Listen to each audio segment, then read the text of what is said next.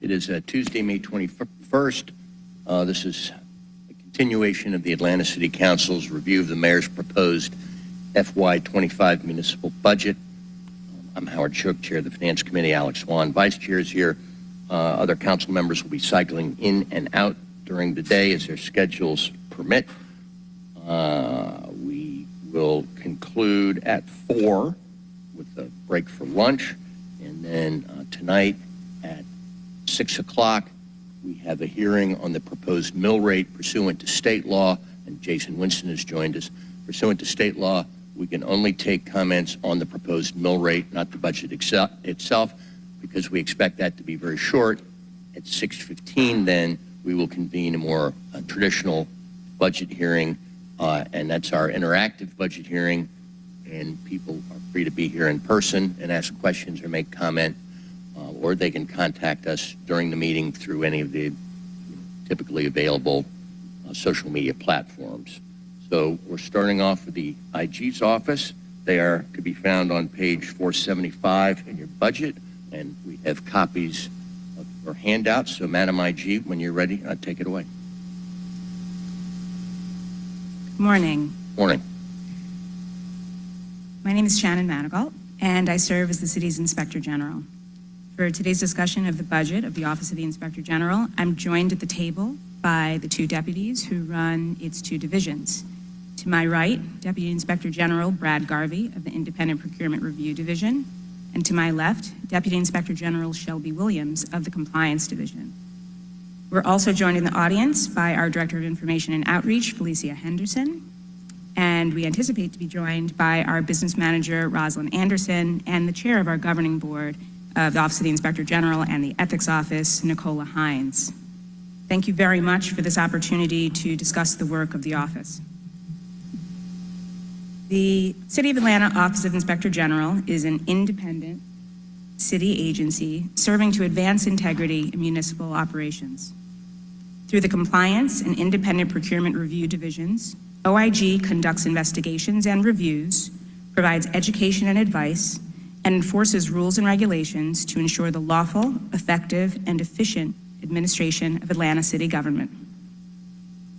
The second slide shows the organizational structure of the office for fiscal year 25. This is unchanged from fiscal year 24 in terms of both structure and headcount. The third slide highlights some of the achievements of fiscal year 24 and what we have on our agenda for fiscal year 25.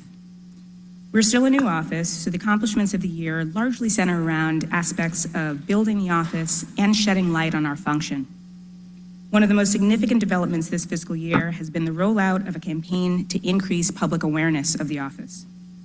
There were two important intended benefits of the campaign. First, we wanted people to know where and how to report incidents of fraud, waste, abuse, and corruption in City of Atlanta government.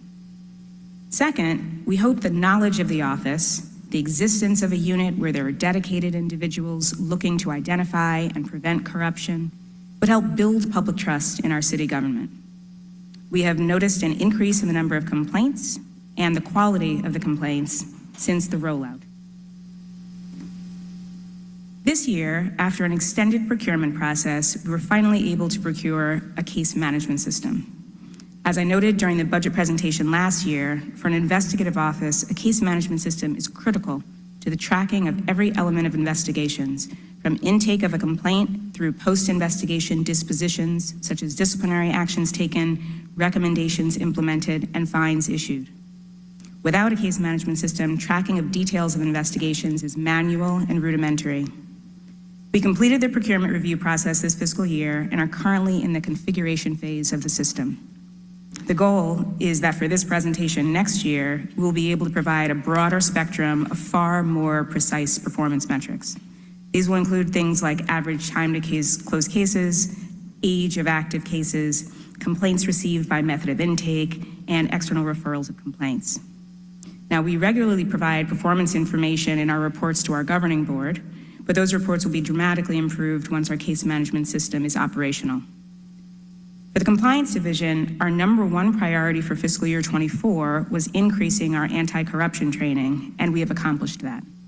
In fiscal year 23, we'd provided anti-corruption training in only 2 departments. In fiscal year 24, we provided that training to 7 departments. They're ongoing with Watershed, where we've had smaller groups in order to minimize our operational impact. We have overwhelmingly conducted these trainings in person because there's really no equal to live interaction when discussing corruption hazards. For a little background on the anti-corruption trainings, we tailor training to each individual department, describing how our office came to be formed and highlighting the kinds of corruption hazards that arise as employees perform their work in specific fields. These trainings, alongside our policy and procedure recommendations, where we try to actively address corruption vulnerabilities that have surfaced in connection with investigations, establish the foundation of our office's prevention efforts. With these efforts, the Compliance Division seeks to prevent losses to the city before they occur. The trainings also better help impress upon employees the role of the office and how we are here to help. For fiscal year 25, we hope to introduce a version of this training within the city vendor community. We've discussed this project with the Department of Procurement and will coordinate with DOP for its execution. Finally, for fiscal year 25, we plan to introduce quarterly independent procurement review reports. The quarterly report will largely mirror the approach that we took with this year's annual report, where we outline some of the trends from its reviews and flagging repeated issues. Like each of the reports that we generate for the solicitations that come before council, the goal is to be able to highlight these issues so that they can be addressed. In this way, we hope to mitigate harm to the city. Slide 4 shows the fiscal year 25 headcount, which, as I said, is unchanged from fiscal year 24.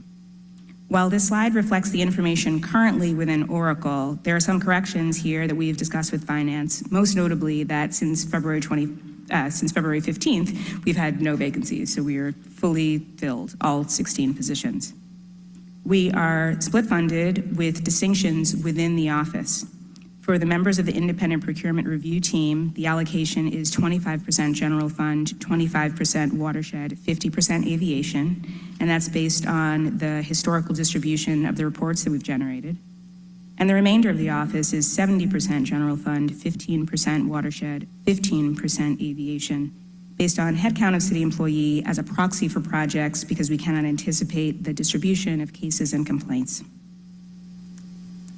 Slide 5 shows the increase in the office's budget, which is largely a function of corrections from prior fiscal years.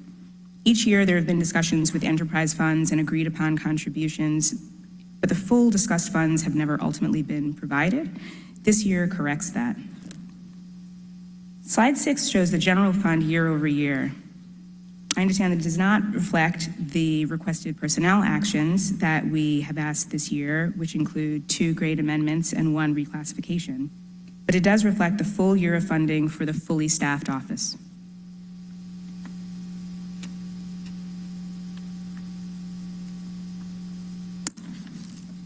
Last year, I concluded my presentation by noting that it's not easy to start a new office and introduce new functions in the city, and that is still very much the case. So I want to thank the staff of the Office of the Inspector General for all that they've accomplished, notwithstanding a number of challenges that have faced the office. I'd also like to thank the administration and the council for the financial support that they've given the office. While I've voiced concerns about the obstacles the office has encountered that impact our ability to function, you all have not wavered in your financial investment of the office, and I have not, do not, and will not take that for granted. So thank you very much, and with that, we are happy to answer any questions that you might have. Thank you. We've been joined by Ms. Norwood, Mr. Lewis, and Mr. Westmoreland. I'll start off just with a few questions that I have. Okay, so your budgets have increased in terms of the 2 enterprise funds. Could you just give us more detail about that? Yeah, it's hard to describe in some ways. Each year that we have been in existence, because we're a relatively small office, the relative contributions from the enterprise funds have been accordingly relatively small. And so the funds that we've requested have been agreed upon without question. But then ultimately what we find is that once the fiscal year begins, those discussed agreed upon funds haven't made their way into the coffers for the office. This is something that, we've discussed each of the fiscal years. The difference is to the tune of roughly $200,000 for each of the funds over a couple of fiscal years. And I think this is probably the first year where the numbers on paper actually reflect the agreed upon funds, and I think that that's been worked out. All right. So your head count is flat, Yes. but there's an increase in salaries. So what accounts for that? That's a question that I'd actually posed for finance too. I think part of it is the staffing of the office. I know that there's sometimes an accounting for attrition and turnover, and at different points we've had vacancies. I think that we're fully funded. This seems to be a full accounting for not just all the salaries, but also the increase in benefits. But perhaps finance might be able to speak better to that. Tell us about your... Okay. Morning, Wilson. Morning. Deputy CFO. Senator Gold is correct in what she's saying. I think what's a little bit of the comparison rather than what's in your budget book for FY24 adopted, which is a change in $350,000, is actually the point in time where we pulled the data from HR, and there were a number of vacancies, as she stated. So really what you see the increase is from funding those vacancies that were in place in January.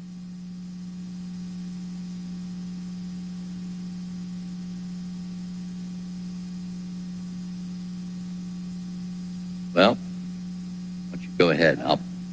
I've got a few, but we'll circle back. Okay, well, so Dr. Wilson, I just want to make sure I understand. So last year's budget, I mean, it's a 30 some odd percent increase, I believe, 17% increase.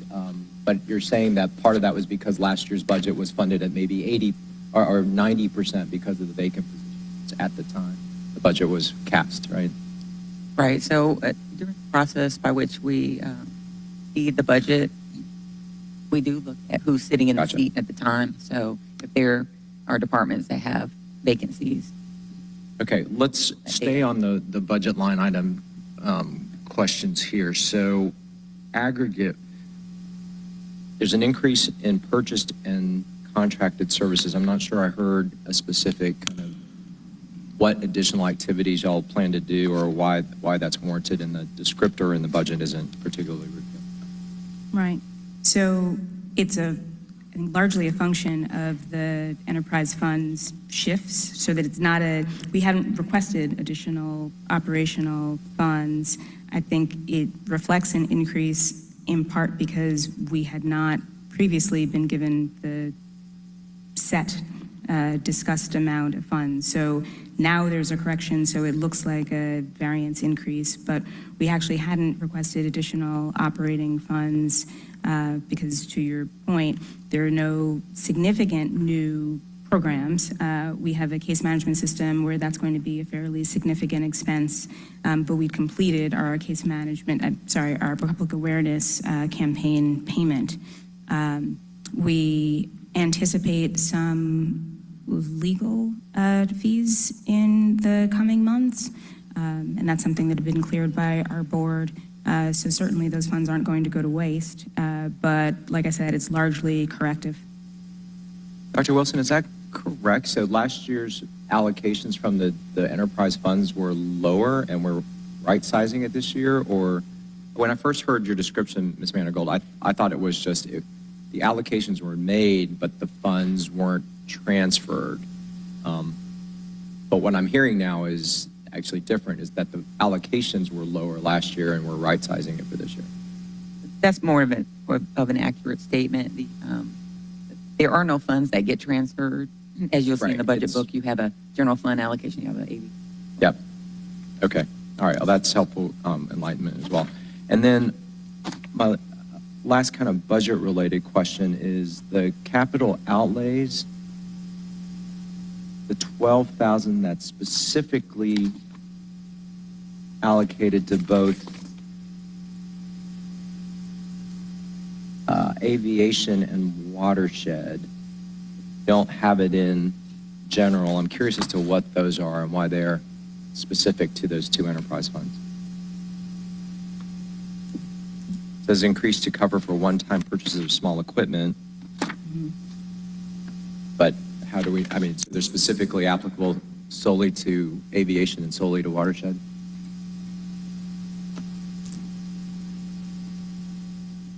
We're going to have our business manager join us on the dais.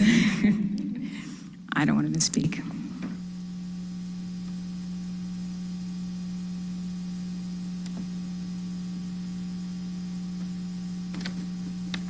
Yeah.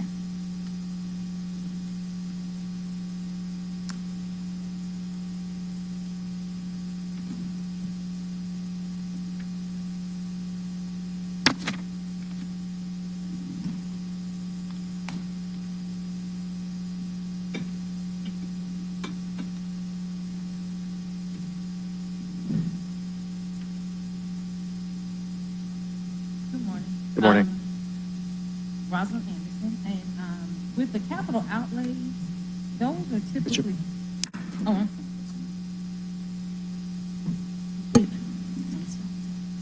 oh, okay. Okay, can you hear me now? Yeah. Oh.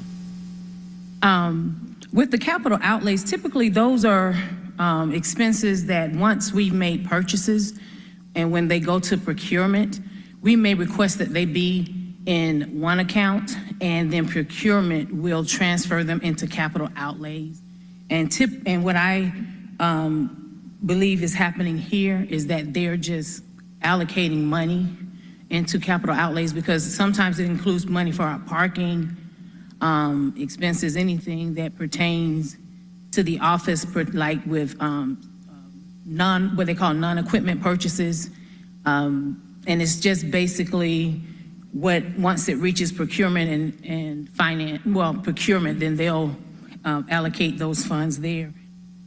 As far as the increase in what's proposed for FY25, I would have to actually look and see what those detailed expenses those are, because that's not a request that we actually made as far as when we submitted our budget. Yeah, I'd like to get a little more detail on that if I Okay. can, because I mean, it's very explicit in the budget book that you're saying it's one-time purchase of small equipment. So that had to come from somewhere. And then I just caution that the use, you can't just be moving money between the enterprise funds, or procurement can't be doing that either. Or just, you know, we just got to be mindful of that. So Right, and a lot of times that when we have to make equipment purchases, it's usually as we come across the need. We haven't projected any needs for equipment, so I'll be more than happy to find out exactly what those expenses are and give. Thank you. Yeah, that just jumped Yeah. out at me. I was like, it's one-time purchase equipment, but it's only attributable to watershed and only attributable to aviation. Just looked odd to me. So, Yeah. okay. My final question is from the budget book, page 477, and that's on the performance metrics. Because that's what a lot of us will tend to focus on in terms of an indicator, in addition to the description you gave us earlier about what you're intending to do for the next fiscal year. And what strikes me is that the FY targets are all NA from what what was established in 23 and 24. I don't know if you can speak to if there's just a philosophical shift in those not being the appropriate metrics to kind of gauge what your activity is going to be for 2025, or is there a new set, or what's happening here? So more and better. So typically for the investigative divisions, you would have, you're interested in learning how long it's taking to open and close cases. There's sometimes some designations of cases in terms of their level of seriousness or consequence based on funds involved or individuals involved, those kinds of distinctions.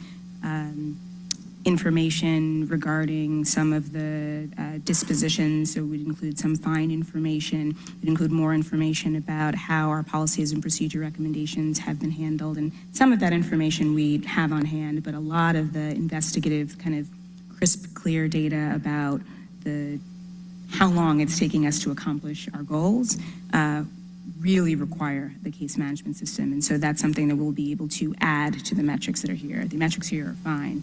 Where you see that the targets are not applicable, it's because certainly for the independent procurement review division, we are responding to the solicitations that arise largely. We've been trying to increase the number of discretionary reviews that the division undertakes, but overwhelmingly, the work of the division is still based on the mandatory reviews, so those solicitations with the aggregate value of $1 million or more. So we can't anticipate, nor would we have a target for the number of those reports, the findings in those reports, that, we're merely responding to the information and the work that comes to us, so there wouldn't be a target. But couldn't you go at it a different way? And the reason why I ask this is that the public also deserves and needs an understanding. This is what they see. Mm-hmm. So they're trying to gauge level of activity that warrants a particular increase or decrease in the budget requests. And in your case, you've got a pretty sizable increase. Now, granted, you've explained a lot of that is just simply reallocation of funds, but maybe not projecting what the activity is would be the target. But at least knowing that you're full staffed right now versus 2024, the vacancies notwithstanding, you could also measure it by capacity, right? Now that you're fully staffed, you have the capacity to do approximately 10% more, 20% more. It always makes me uncomfortable when I see NA, and while I understand your activity in those offices are a function of procurement, there's still other ways to estimate them, to at least give the public an idea of, okay, this department we're staffing up and has the capacity to do X, Y, or Z. So, we can go back and forth on just kind of the theory, but to the extent that that's a quick exercise y'all can do and just share with us, that I think that would be also enlightening and something that would be helpful as we continue the conversation about your office. Sure. I think for the reasons that I said, I think the only thing that would be in our control would be the discretionary reviews, but we could certainly kind of set that as a target because it's something that we've had in mind for some while, and I think that we are in a position now where we do have the capacity to be doing more of those. So yes, absolutely, we could set a goal for those. That'd be helpful, and I look forward to seeing the information about the equipment purchases. Thank you, Mr. Chair.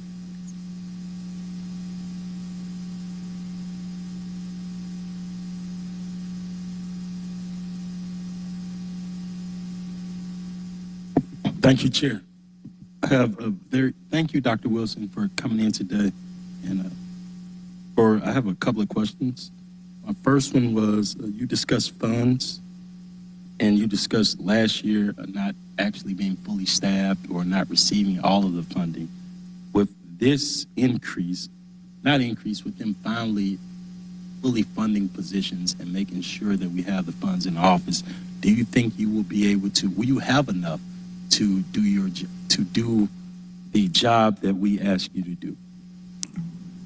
I think that we have the funding to do the job that we've been asked, yes. I think that we've been generally fairly well provided for in terms of our operational costs. They've met the specific project needs that we've had historically, including some of the kind of one-time purchases of vehicles, the procurement of the consulting firm for the campaign.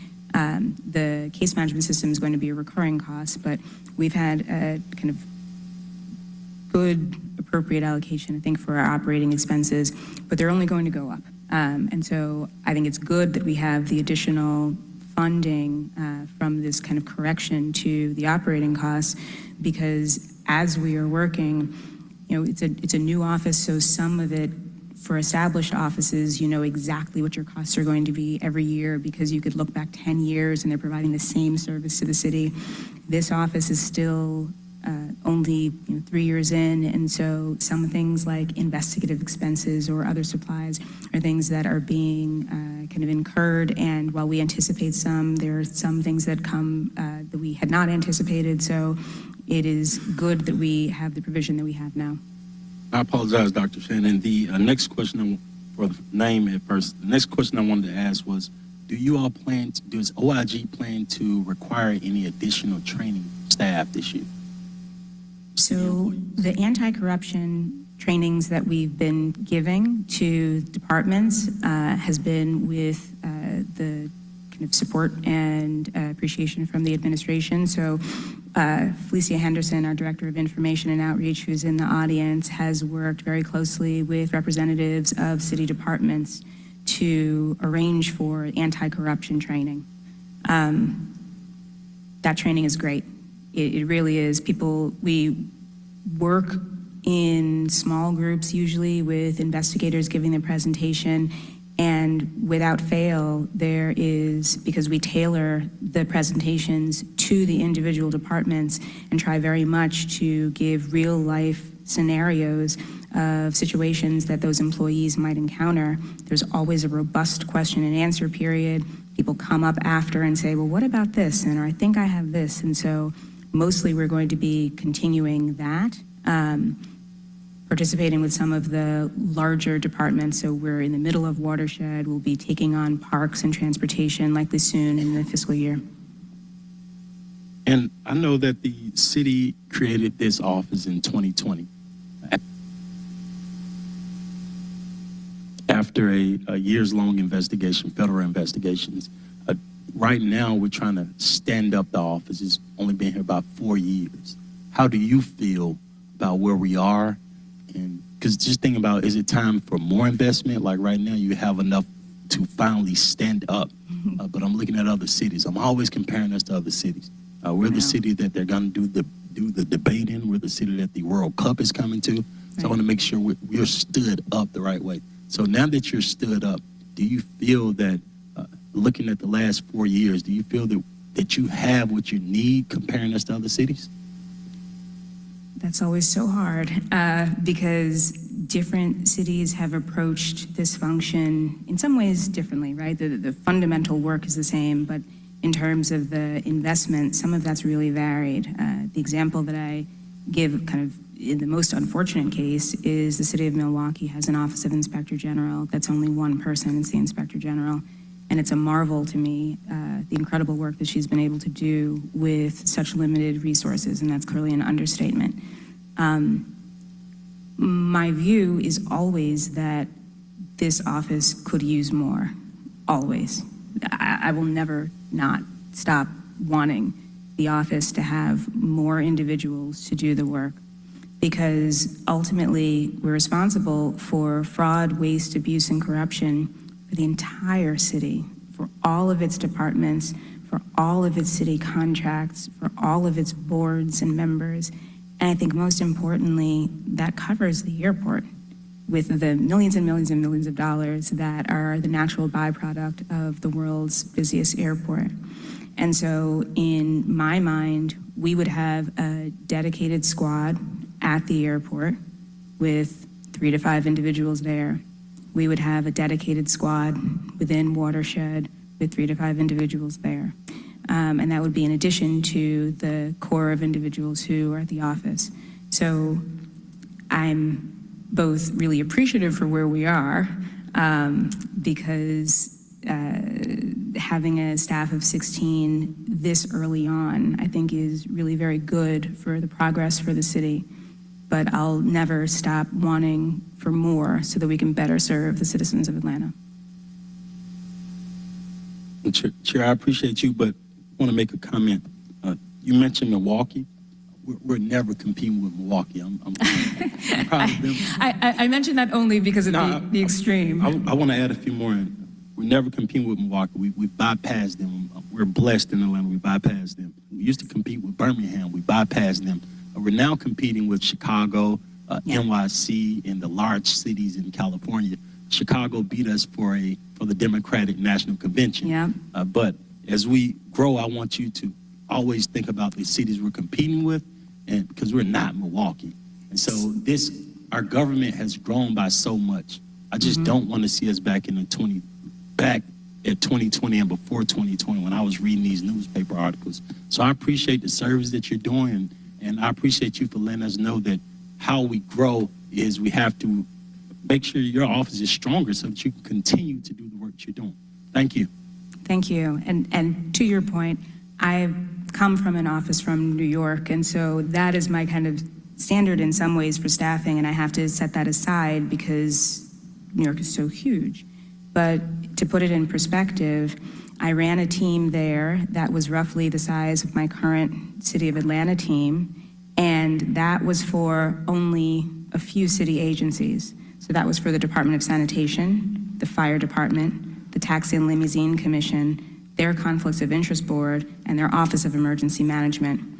I had the smallest team in my agency. So that team covering just those agencies. So the idea that our entire City of Atlanta Office of Inspector General is expected to cover all of those departments, right, including the airport, is something where when I came, I originally thought, gosh, we definitely need more. In terms of the cities that you offered, New York, there's really no comparison. It's the largest city kind of Office of Inspector General function. There are, I think, north of 600 employees there all in. Washington, I think, is next, and that's something closer to roughly 125. And Chicago, I think, is hovering around 100. So that will give you a sense of where these other large cities are. Just knowing why we created this office we're still a young city. Blessed to be the young city and the star of the world right now. But these other cities, they're older. They've been through more things. And thinking about what happened in 2020, the results of the things that came out of that. Once again, I appreciate this, but the city has to understand that this is the change that happens when you become the new London, the new New York. Thank you again. Thank you. I'm curious, do you recall the aggregate number of employees that were employed in those units that you were overseeing in New York? Many. So the fire department had roughly, let's say the fire department at the time that I was there, roughly 13 to 14,000. The Department of Sanitation had roughly 10,000. The Tax and Limousine Commission had probably closer to 400. But of course, that's just the employees. That's not including also all of the drivers, for which was also part of our portfolio. And so those were the many thousands. Office of Emergency Management, I think close to 100. I don't want to get that wrong. Conflict of Interest Board was just over 20. So your ratio was much improved in terms of people you had watching other people compared to this. Yeah, I mean, there were big agencies for sure with serious issues. But yeah, the reach of this office, City of Atlanta Office of Inspector General, is so great. And even though the headcount is smaller, the issues and the kinds of things that we look for and the problems that come up are very much the same. Okay. Getting back to your budget, so there's a fairly significant increase in your purchased contracted services line. Could you tell us a little bit about that? No more, unfortunately, than what I've said. I think that it's where that additional money that we have now was then placed. Give us some examples of what a purchased or contracted service might be. Sure. So we have had internal training within the office. So we've had the read, interview, and interrogation training, so brought them in-house, which represented some savings as opposed to sending individuals where they had to pay travel costs. That was also a training that we opened up to the full city, all the other investigative agencies, so they could take advantage of the offering. We used that pool of money for the consulting fees that we paid in connection with the public awareness campaign. We've also purchased new investigative software to help with investigations. We are getting software and services to help us be able to run better background checks and different things like that. So that would account for some of the contracted services that we've acquired during this fiscal year. And on the contractual obligations, we included those. So that it could possibly also be that even though it will be one-time purchase in this fiscal year, that there was some allocations made in the event that they have to continue. All right, thank you. Just my last question is kind of a philosophical one. I'd like to know your sort of thoughts on publishing reports that conclude with findings versus publishing or the decision not to publish reports that result in no findings. Investigative or compliance division reports. Yes. That result in no findings. So my philosophy about publishing reports is that there's sometimes a lot of harm that comes from mere allegations. And so the majority of the cases that we investigate result in unsubstantiated cases. So there's some allegation, and we do the work and find that nobody has engaged in any misconduct. Sometimes it's clear that they had not in fact engaged in misconduct. Other times there's not enough evidence to support that. And so the idea behind closing those without circulating information is that there's a lot of harm that comes, and that individuals who are subject to unsubstantiated allegations shouldn't have to face any of those unintended consequences. I'm sorry, go ahead. No, finish up, I'm sorry. When cases are substantiated, then the idea is that there is either some individual or systemic misconduct that we, want to make sure that we are sharing with the departments. And so they yield referral letters that we circulate to the department heads and other relevant individuals. We, in terms of the discipline, typically present our findings that we are fact finders, and so we present them and say that we're presenting them to the individual department head for whatever action they deem appropriate in terms of disciplinary next steps. Sometimes we've uncovered system vulnerabilities in the course of the investigation, and so we'll issue policy and procedure recommendations to accompany the findings. Sometimes we find those vulnerabilities independent of the misconduct. We might find that there was nothing wrong, but there were still these system vulnerabilities.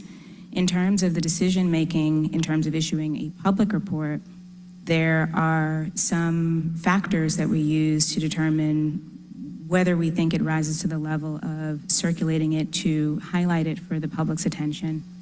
That's a combination or individually of the level of the individual person involved, with the idea that people who are high in leadership, there is a higher standard that should be applied and higher expectations from members of the public in terms of their conduct. It has to do with the waste or the potential loss to the city, so some financial number if we think that that is significant enough. It is the severity of the conduct. Sometimes there are particular circumstances that are so egregious that we think they should be aired in that way. It is matters of safety, so personal safety or health environment, that we want to make sure that people know that. And then the fifth category that we use is where there's an issue where someone has been publicly accused, and so the findings of our report might correct some public wrong. So that might be the circumstance that would be the exception to the rule that I talked about, where things are unsubstantiated because it's worth then clearing that person's record. So it's always subjectivities involved in making that determination, but those are the 5 main factors that we use to make the call. Thank you. So if someone brings an allegation to you or brings a matter to your attention, you're not going to know what the findings are until you look into it. It's suggested that there's any number of times when you can't substantiate said allegation. Mm-hmm. And that must be a challenge for you. Give us some kind of idea of sort of resources. Again, you have to look into it before you can figure out substantiated or unsubstantiated. Mm-hmm. But can you just give us a kind of a ballpark idea of how much sort of the time and effort, resources go into dead ends or unsubstantiated results versus substantiated? I don't know that I would make a distinction in terms of the time and resources. I mean, I suppose that for some matters, in terms of, sorry, let me finish that. I don't know that I would make a distinction in terms of time and resources based on substantiated or unsubstantiated. I think that there are wide variations in the kinds of cases that we investigate, the complexity of the matters that we investigate. And so that is a much greater driver of the times and resources that will be dedicated than what we ultimately find. There is something to the, once you have some evidence of some misconduct, then it's additional, I guess, time and resources and making sure that what you think you see, you actually see.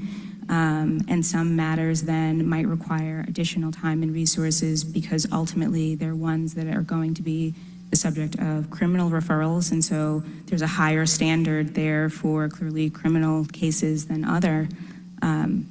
But those are my thoughts on that. Shelby, do you, Deputy Inspector General Williams, do you have anything to add to that?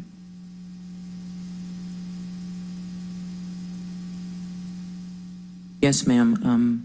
As it relates to your question is the resources and the time used into it. Specifically, we focus on the allegations that are made. Oftentimes, there are ancillary issues that arise in the course of the investigations where we will then also weigh whether or not those additional things that we find will be added to that investigation or be the subject of a spin-off investigation, if you will. But the focus is always on the specific allegations made in the complaint. That is all I have. Does anyone else have any questions? All right, I want to thank you all for coming. We're a little bit ahead of schedule. I thought the lighting is terrible, but I think ethics is here and ready to go. If you are, come on up. Thank you. Thank you. IG.